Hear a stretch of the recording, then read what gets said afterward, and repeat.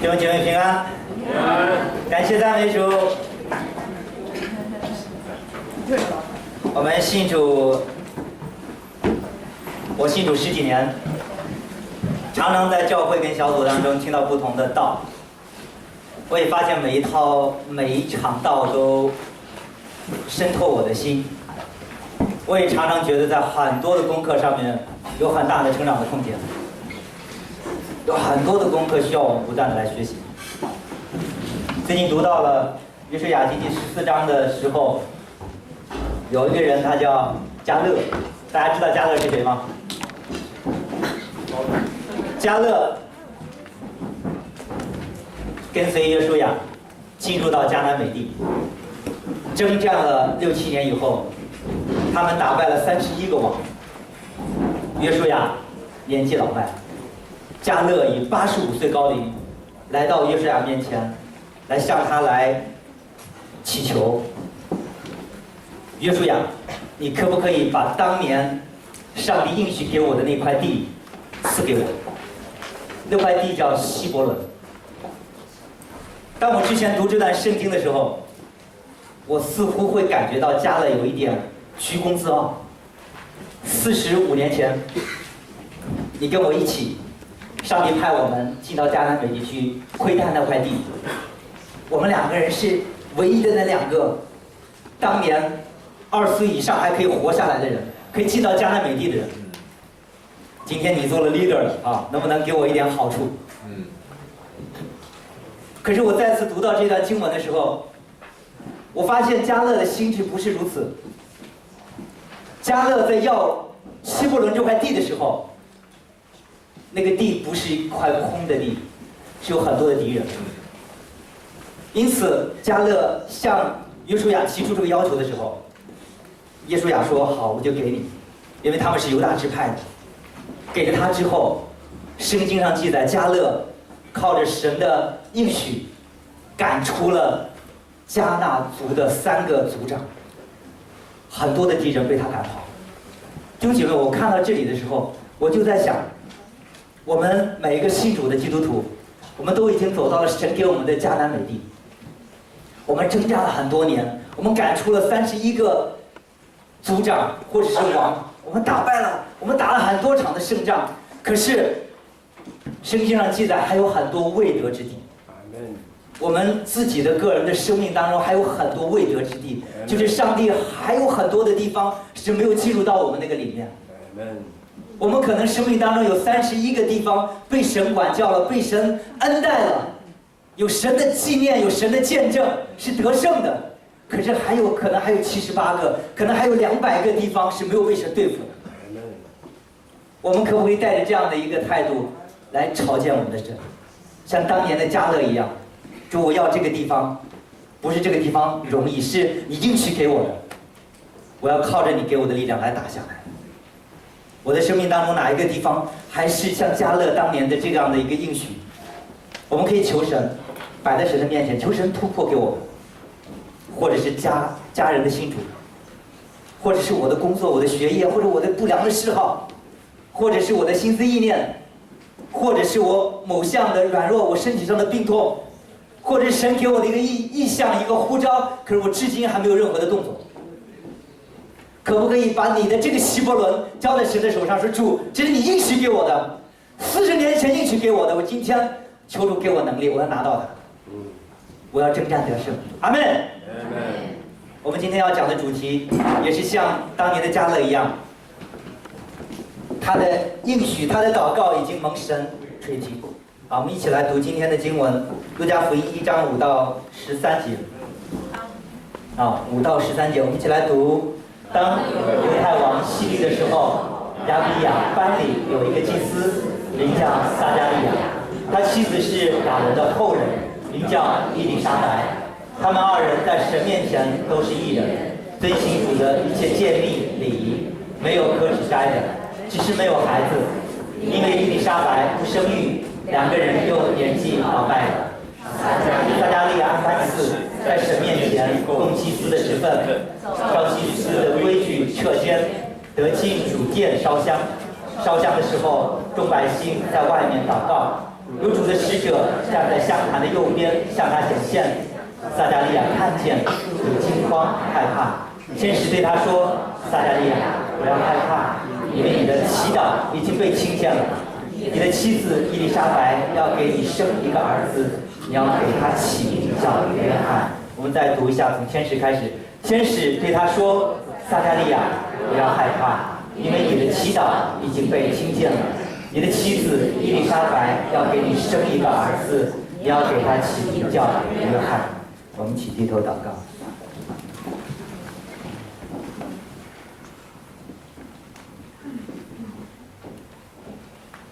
阿爸，我们来到你面前，来向你来祷告。愿今天早晨的聚集，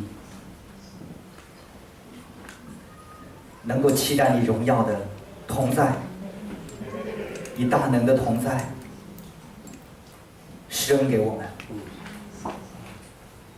天父，如同当年一派天使跟撒迦利亚说他的祈祷已经被你听见了一样，天父，我们何等的大的一个期待是，今天你的众儿女们，我们每个人的祈祷都已经被你听见了。求你借着真理，借着圣灵来提醒我们，来安慰了我们，来鼓励我们。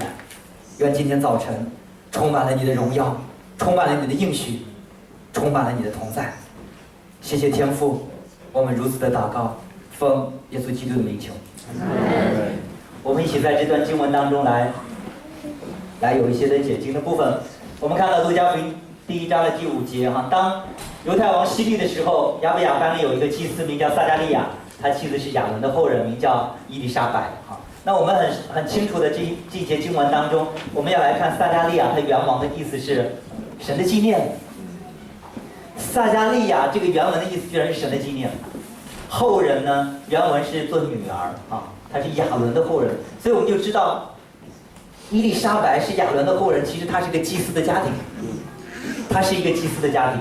那伊丽莎白的意思呢是神的誓言啊，一个是神的纪念，一个是神的誓言啊。那所以我们就看到这样的一个夫妻的关系当中，其实他们是一个信主的家庭，是吗？丈夫跟妻子都是一个信主的家庭，都是祭司出身啊，所以他们同一心志，一起来服侍上帝。讲到这里的时候，我们就特别相信后面的故事，就是撒迦利亚跟伊丽莎白年老的时候都还没有生出孩子来，他们还是专一心志的来服侍上帝，为的是什么？原因是什么？是因为他们都是信主的家庭，在这样的一个家庭当中，他们的信心可以帮助他们度过家庭生活当中一切的困难，一切的挑战。那亚比亚班呢是旧约祭司里面共有24班哈，亚比亚班是第8班哈，每班供职7天哈，这是在旧约的一个分配哈。所以当犹太王希律的时候，这个希律是个大希律王哈，就是当耶稣降生的时候，残杀这些婴孩的那个王，就是这个王啊，就是大希律王啊。所以在亚比亚班里面有一个祭司名叫撒迦利亚，撒迦利亚是一个很普通的一个祭司哈。就像我们今天众带我们一起来敬拜赞美一样哈，他是这个班里面其中一个服侍神的一个祭司。第6节，他们2人在神面前都是义人，遵行主的一切诫命礼仪，没有可指摘的。我们看到这个2人在神面前都是义人，义人是公正的人啊。那诫命呢是指的命令，礼仪是典章条例跟判定啊。那这里所讲到的在神面前都是义人，并不是指他们完全没有罪，并不是他们在神面前可以称义说的，而是指他们遵行了律法的诫命和礼仪。所以我们可以参照腓立比书第3章第6节啊，保罗的教导我们就很清楚，这2个人其实是他们遵行了主的一切的诫命礼仪，他才能够在神面前说他是个义人啊，没有可指摘的，并不是指他没有罪。所以这2个人从小就在一个祭司的家庭长大，所以他们遵行神一切的诫命和礼仪。第7节说，只是没有孩子，因为伊丽莎白不生育，2个人又年纪老迈了。那这里讲到了这2个白发，不知道是不是白发苍苍啊，年纪老迈的人，他们没有孩子，膝下无子。在当时的以色列的这个民族当中，他们认为没有儿子传宗接代是人生很大的遗憾啊，跟我们华人很像，是吧？我们华人甚至是现在很多的农村或者传统的家庭，他们还是非常重男轻女啊，看重儿子。妇女不生育也是很羞耻、很耻辱的事情啊。我们看到等一下25节哈，还有创世纪、撒母耳记下都讲到了，妇女不生育其实是一个很羞耻、很耻辱的一个事情啊。所以当我们看到一对敬畏上帝的夫妻，居然年纪老迈了还没有孩子的时候，弟兄姐妹们，给我们今天的基督徒有什么样的提醒？服侍神的人一样有很多的困难，是吗？服侍神的人一样有很多的软弱，服侍神的人一样可能会被其他的人耻笑。你服侍上帝这么多年，可是你居然没有孩子；你服侍上帝这么多年，居然你还单身；你服侍上帝这么多年，居然还是贫穷、瞎眼、软弱的。弟兄姐妹，这是我们的信仰。阿门。我们每一个信主的基督徒，我们要看到这一点，就是服侍神不见得是上帝给我们世界上的人认为的好处，不见得是我们祷告上帝就给我一份高薪的工作，不见得我们祷告上帝就一定给我赐给我子孙满堂，不见得我祷告我的太太就绝对的顺服，就听我的话，不见得我祷告什么事情都按照我的心意成就。阿门。我们看到撒迦利亚跟伊丽莎白，我们不知道他们暗地里流了多少眼泪，我们不晓得。我曾经认识过2对宣教士跟敬虔的牧者的家庭，2个人都是没有孩子，2对家庭都是没有孩子。第一次我其实是一个我神学院的老师，我就问他，他是非常有名望的啊，他是一个韩国的牧者。来我们学校教书的时候，全奥克兰的韩国的牧者都被他召集起来，因为他非常有名望。所以我私下里有问题问他的时候，那就开始聊天。我就问他，请问您的孩子跟你们一起来了吗？他就用一个极谦卑、极感恩的态度，他说上帝没有给我任何孩子。那我就觉得很抱歉啊。他说没关系啊，他说上帝就是没有给我们，所以我们才能够全世界各地的跑。弟兄姐妹们，服侍上帝的人，同样可能有一些的痛处是别人有的我们没有的，这是我们的信仰。如同撒迦利亚跟伊丽莎白一样，他们还是持守、坚持，日复一日、年复一年的在敬拜他的主，在敬拜他的神。可能每一次他服侍完了回到家，他要面对自己的软弱，我没有孩子，可是我相信上帝的恩典够我们用。对我们今天的信徒来讲，同样的，你相信的这位上帝不是每求必应的上帝，我们相信的主，他是救赎我们脱离罪的捆绑，让我们能够活出自由的一位神。而且我们愿意将主权交给他，是按照他的心意赏赐给我够用的恩典。阿门。这够用的恩典常常不合我们的心意，这是我们今天要学的功课。年纪老迈了，可能没有任何期待了，像当年的亚伯拉罕夫妻一样，就这样了，没有任何的动力了，因为年纪老迈，即将要去见主面了。就在这样的人身上，上帝使用了他们。有一天，撒迦利亚按班次在神面前供祭司的职分，这班次就是祭司轮流在圣殿中侍奉的次序。我们看到这一节的时候，也非常清楚，撒迦利亚在这样的一个年纪，带着一个生命当中的一个羞耻，他是一个祭司，还是在小事上忠心的服侍神。到了他的班次服侍的时候，他忠心的来到圣殿，就是要来服侍。如同我们今天的教会，我们有很多的班次，我们有服侍表，我们有排班，我们小组当中有4个 W， 我们可不可以学习像撒迦利亚一样，小组长排给我的服饰，主责同工排给我的服饰，教会排给我的服饰，我可以尽忠的来执守。我愿意看重，因为这是上帝的事情。我不是看着小组长的面子，我不是看着讲爸的面子，我不是看着主责同工的面子，乃是我相信这是上帝托付给我的。阿门。因此，撒迦利亚在小事上特别的忠心，他按照班次在神面前供祭司的职分，在年纪苍老的时候依然忠心服侍主。照祭司的规矩撤迁，得进主殿来烧香。那祭司的规矩是要撤迁啊。那我们看到，在撤迁的这个环节当中哈，我们要来讲就是在至圣所跟圣所之间有一个金香坛啊。祭司的主要任务之一就是要确保香坛上的香要日夜的燃烧，并且要在献早祭前换上新香。献晚祭后也是如此，而同一班次有许多的祭司，并非人人都可以进去执行这一任务，故以撤迁来决定，唯有中签者才能够进去服侍。按当时有1万多名的祭司，所以中签进殿烧香的机会，人一生顶多只有一次，可见这乃是独特且光荣的权利。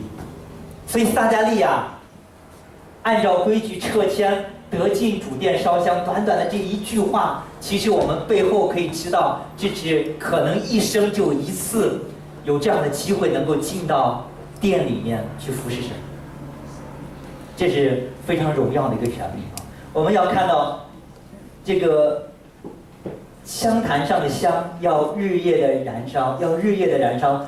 香坛我们知道它代表的就是众圣徒的祷告。弟兄姐妹，对我们今天的教会和基督徒来讲，上帝同样要知道我们在教会当中有没有像当年的圣殿里的香坛日夜的燃烧，我们的祷告有没有日夜不断的能够达到神的宝座面前。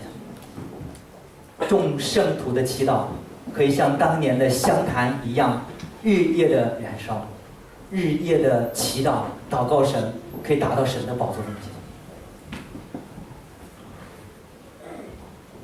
这里是一个至圣所、圣所跟外院哈，我们可以通过这个我们就非常清楚，就是当撒迦利亚撤迁可以得以进入到是圣所里面来服侍的时候，这是一个极光荣的一个任务。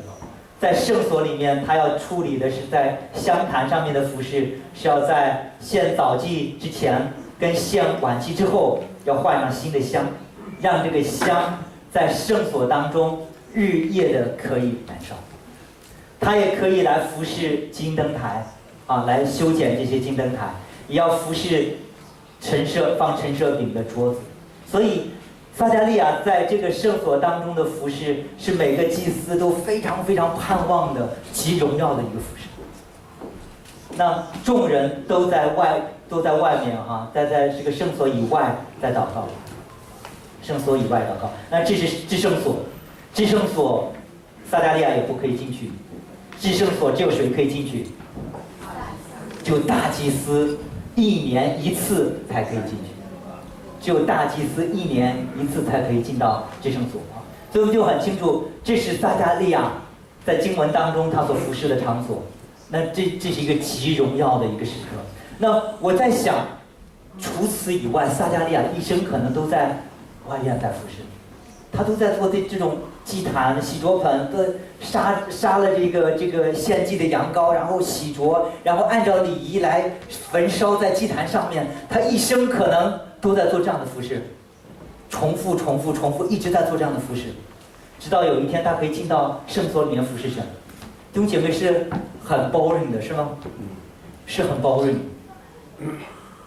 我相信我们信主了一段时间的时候，我们每个服侍的同工在某项服侍当中，可能也会像撒迦利亚一样，每一次服侍都是重复做这些的工作，好像没有什么新鲜的。可是弟兄姐妹，这又怎么样呢？因为这是上帝教导我们的。我们要持守的是什么？就是主这么说，我们就如此做。信仰是一个持守的信仰，信仰是一个持守到底的信仰。圣经上说，忍耐到底的必然得救。当我们在各样的环境当中忍耐等候我们所相信的这位上帝的时候，我相信最终有一天我们见主面的时候，主会认得我们。因此撒迦利亚忠心的在外院服侍，他也忠心的在圣所服侍。第10节，烧香的时候，众百姓在外面祷告。众百姓在外面祷告，就是刚才的圣所以外的院墙内祷告。那烧香，通常我们就知道是众圣徒的祷告。有主的使者站在香坛的右边向他显现。香坛是在圣所之内，一般人不得进入。第12节，撒迦利亚看见就惊慌害怕。惊慌呢，就是忧愁困扰；害怕就是惧怕敬畏。第13节，天使对他说：“撒迦利亚，不要害怕，因为你的祈祷已经被听见了。你的妻子伊丽莎白要给你生一个儿子，你要给他起名叫约翰。”弟兄姐妹，我们看到最后一节经文的时候，撒迦利亚是神的纪念，是吗？伊丽莎白是神是我的誓约，他是守约的神。约翰是耶和华是有恩惠的，他是恩慈的神的恩赐。弟兄姐妹，因此我们看这一家人的名字，撒迦利亚、伊丽莎白跟约翰是什么意思？连起来就是神纪念他的约，因为耶和华是有恩惠恩慈的。阿门。这一家人的名字连起来就是神纪念他的誓约，因为耶和华是有恩惠，是有恩慈，是有恩赐的。弟兄姐妹，神在撒迦利亚、伊丽莎白跟约翰这一家人的身上彰显了一个神迹，证明他的道。弟兄姐妹，对我们今天的信徒来讲，我们可不可以在家庭当中也来彰显神的道？很多人都期盼这样的一个见证，可是我相信撒迦利亚、伊丽莎白跟约翰他们是有福的，上帝拣选了他们。很快，我们时间的关系，我们要来看神的能力是在人的软弱上显得完全。我们一起来读林后12章第9节，他对我说：“我的恩典够你用的，因为我的能力是在人的软弱上显得完全。所以我更喜欢他自己的软弱，好叫基督的能力复辟我。”弟兄姐妹们，撒迦利亚跟伊丽莎白是软弱的，祭司是上帝要供给他们，他们是拿固定的薪水在服侍上帝，一生可能没有发财的机会，一生直到年老的时候才有一次光荣的一个位置，是进到圣所来服侍上帝。一生到了年老的时候连孩子都没有，这一对夫妻是在众人面前非常软弱的，他们没有什么可夸的，他们一生唯一的盼望就是盼望那个救主在荣耀的降临。天使跟撒迦利亚说：“你的祈祷已经被听见了。”圣经没有很明确的说撒迦利亚祈祷的是什么。我们常常按照经文会猜测，撒迦利亚可能一直在祈祷，我要有孩子，主啊，你把我的羞辱除掉。我要祷告伊丽莎白可以为我生一个孩子，可以让我全家的耻辱被除掉，因着我们服侍你。可是我也常常在想，他们年纪那么大了，他们可以用信心来持守他们所信的。我相信到最后的时候，他们的祷告可能不至于此，他们的祷告可能是跨越性的。主啊，有没有孩子那是你说了算。主啊，求你让我看到你的复兴的来到。主啊，求你让我看到弥赛亚的降临。我相信撒迦利亚在很多的祷告当中是经历神这样的一个应许的，他祷告神的国和神的义，反而他所需用的，他地上的羞耻，上帝要帮他除去。弟兄姐妹们，撒迦利亚跟伊丽莎白经历了他们的软弱，使上帝的能力可以亲自的来扶持他们，兼顾他们。今天同样，你和我每一个信主的人，我们在人面前，在神面前做见证的时候，岂不也是常常来夸我们的软弱吗？岂不是像保罗一样，他没有夸他自己的神学背景，他没有夸他自己到处去宣教，他没有夸他自己多么有讲道的恩赐，他夸的就是自己的软弱。好叫基督的能力可以来复辟他。今天我们每个信主的弟兄姐妹们，我们有什么可夸的呢？我们单单要夸自己的软弱，自己的不能。我要单单的夸，我以37岁、38岁还是单身，感谢赞美主，我还要服侍上帝。我要夸，我到现在还没有找到对象，神还没有给我婚姻，感谢赞美主。说我一辈子上帝都不给我婚姻，我还是要感谢赞美主，阿门。阿门。上帝一辈子都不给我孩子，我还要感谢赞美主，阿门。阿门。上帝一辈子都不给我房子，我还要感谢赞美主吗？阿门。阿门。上帝一辈子都让我在经济上是这样的一个状况，我要感谢赞美主吗？阿门。阿门。上帝一辈子都没有答应我的祷告，我还要感谢赞美主吗？阿门。阿门。为什么？因为他说我的恩典够你用的，够我们用的。感谢赞美上帝，他在我们人还活着的日子已经赐给我们极大的应许和见证。常常我们很多的祷告，上帝施恩怜悯我们，让我们看见了。感谢赞美主，很多的祷告还没有实现。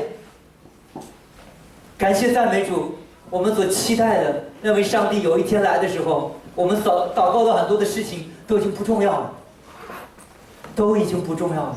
这天下所有形质的东西都要被烧去。我们很多的祷告来到神面前的时候，那些东西都不重要了。弟兄姐妹们，我想邀请我们今天的主日信息，主日时间很有限啊，我想邀请我们现在，你如果有感动，你愿意把你自己的软弱，不管任何的事情，可能别人不知道，上帝一定会知道。我邀请你起立，我们一起来为你祷告，好不好？有没有这样的弟兄姐妹或亲爱的朋友？你有自己各样的软弱，好吧？我们请伊娃来帮我们司琴。啊，没有关系，除非你真的有感动，好不好？我们每个人都来到上帝面前，我们来祷告，求上帝来帮助我们在自己的个人的软弱当中，如同撒迦利亚一样。神派天使说，你的祈祷已经被听见了，是被上帝听见了。我们来到神的面前，可能有人知道我们的软弱，可是很多人不知道我们的软弱。但是我们相信，我们所盼望的那位神，他知道，他一定知道。他在2000年前可以眷顾撒迦利亚，今天他同样可以眷顾我们。我们来到他的面前，好不好？我们有声无声的来大声来祷告。我们把自己的软弱带到神的面前，求上帝在我们的软弱上赐我们能力，不管他听我们的祷告，应许我们的祷告，还是这个软弱他不愿意拿去，如同保罗那身上的刺一样，为了激励我们能够好好服侍他，我们都归荣耀给他。我们来到他的面前的祷告只有一个目的，求他的能力彰显，让我们可以靠着他的恩典站立得住。好，我们同心的来到这神的面前，来向他来祷告，赞美主。主孩子们，感谢你，赞美你。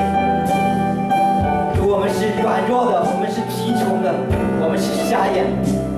主耶稣，我们今天来到你面前，来向你来祷告。主，我们常常没有信心，主，我们常常软弱。主，我们的眼光常常定睛在这个世界上，使我们的灵命不能够长进。主，我们常常没有任何的盼望。主，我们常常也不愿意盼望你的再来，我们也常常不愿意盼望新天和新地。主，我们灵力是枯干的，我们的眼睛常常也是瞎的。主，能不能给我们恩典，让我们常常在你的殿里面来祷告，就是在我们的心里面来祷告你。主，可不可以给我们恩典，有更渴慕你的灵，有更渴慕你的心。主，可不可以给我们恩典，有极大的盼望，是你要在我生命当中做工，做的那个工，不是让我们在在世人面前可以夸我在世界上的成就，但是我要在你的面前来单单夸我的软弱。你在我这个不配的人身上行了何等大的事情，何等大的恩典，让我可以来服侍你。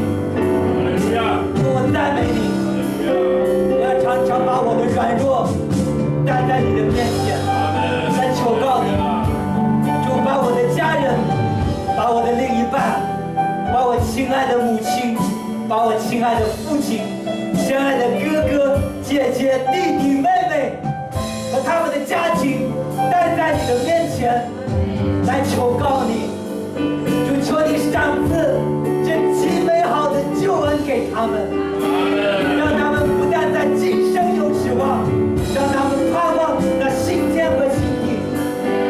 主，我们祷告，我们祈求，在我们个人的病痛当中，主，我愿意将这个病痛医治的主权交托给你。好，我邀请每一个有病痛的、身体病痛的弟兄姐妹，你自己安守在你的患处。我们来祷告，天父，我恳求你在你每个儿女身上施行你的医治，施行你的医治。求主耶稣的医治的大能降临在每一个凭着信心来祷告的弟兄姐妹身上。主，愿我们的身体得到医治。主，愿我们的灵魂在你面前被你来唤醒，被你来苏醒。主，我们祷告，我们祈求，愿我们全人全心被你来得着。主耶稣，我们一起来向你来呼求。愿每一个弟兄姐妹，我们的灵魂是苏醒的。主耶稣，我们向你来呼求，愿你真实的让我们经历这个世界是短暂的，愿你真实的让我们看见我们生命的软弱和不足，帮助我们，让我们在你面前有一个伟大的期待，不只是为我们今生能够看到的，能够看得见的，就我们也为今生所看不见的，如同当年的西面和亚拿一样，他们在这么大的年纪，天天盼望，天天祷告，天天在圣殿当中服侍你。因此，你给他们一个恩典，让他们在过世以前可以看到弥赛亚。哈利路亚！主，我们向你有个伟大的祷告，就是我们不但祈求今生我们可以看到的，主，我们也祈求可能今生我们看不到的。就求你给我们恩典，我们愿意为以色列来祷告，为犹太人来祷告，为所有的全地的奉主你聚集的万国万邦万民来祷告。求你的复兴早日的领导。主，我们祷告，我们祈求你带领更多的百姓回到你的圣殿当中，日夜祷告来服侍你，来敬拜你。我们祷告，我们祈求奥克兰灵粮堂这个教会能不能成为1000人的教会。主耶稣，我们祷告祈求人数的增加，灵魂的得救，不是为了炫耀这个教会有多大的能力。主，我们祷告，唯有一个盼望，就是你在我们里面，让1000人也可以是合一的。主，我们祷告，我们祈求华人的教会在末世的时候也是可以合一的。主，是因为有华人的儿女们在末世的时候也愿意持守你的真道，彼此担负个人的重担，能够在你的里面合而为一。我们盼望，我们祷告，奥克兰灵粮堂之间教会在你的里面合而为一。我们祷告，我们祈求每个你的儿女们在场的，这都是你的工人，让我们做工在你的面前，我们工人的劳苦随着我们，主得你的奖赏。主，我们祷告，我们祈求，有生的日子，我们愿意学习你的仆人撒加利亚一样，忠心服侍在你的面前。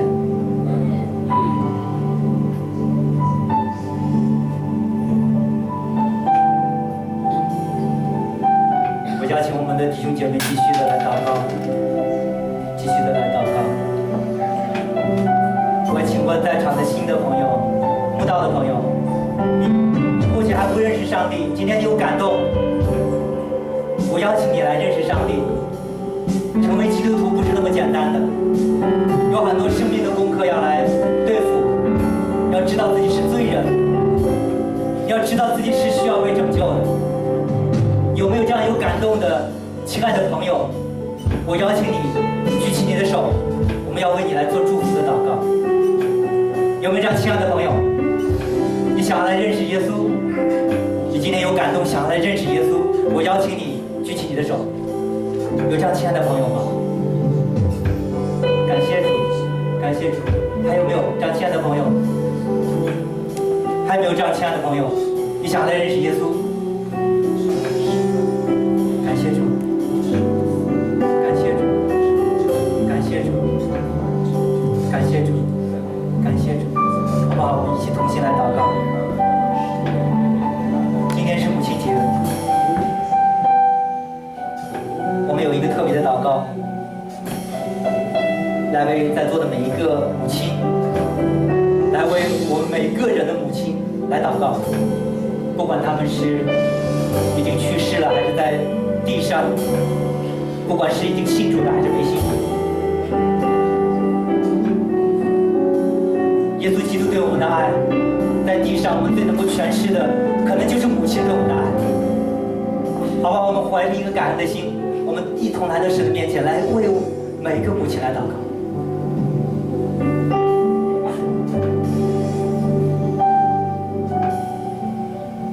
当我们为人父为人母的时候，我们才知道，把一个孩子养大，要付多少的心血，要原谅这个孩子多少次，有多少的忍耐，有多少的爱。可是当我们做儿女的时候，我们却常常不体贴我们的父母，常常因为一件事情，常常因为一个争吵，我就不再跟妈妈说话，用尖酸刻薄的话来攻击她，来伤害她，不耐烦她的唠叨。当母亲节的时候，我们再次来到神的面前，不像神有一点认罪悔改的时间，就说我们要孝敬父母，可是我们常常背离，我们常常在孝敬父母的事情上面亏欠了神的荣耀。连世界的人有的时候都不耻我们基督徒在孝敬父母上面没有尽心尽力。当我看到我妈妈手里拿着母亲节的礼物，拿着鲜花，可是头发全部都花白的时候，我心里只有一个祷告：主，我感谢你，赏赐给我地上的母亲，让我在做孩童的时候可以被呵护，被抚养，被教导。其实主，我长大成人的时候，主，我对妈妈对你还是有很多的亏欠。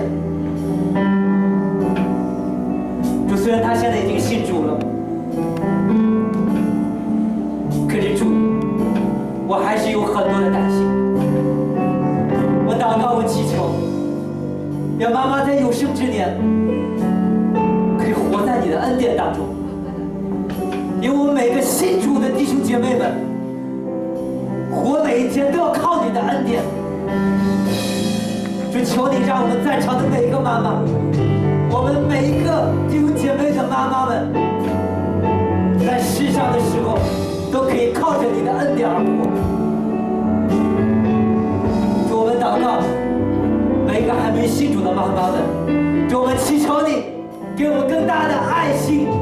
今天不但是跟他们说，妈妈我爱你，祝你母亲节快乐，主耶稣也特别爱你。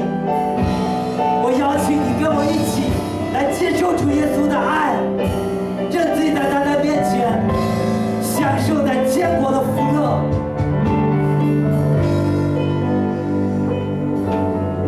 不要等到来不及，不要等到来不及。天父，我们来到你面前，愿你当年派天使对撒迦利亚说的话，天父，你今天亲自向我们讲，阿门。孩子，你的祈祷已经被听见了。谢谢天父，听我们的祷告，奉耶稣基督的名求。阿门。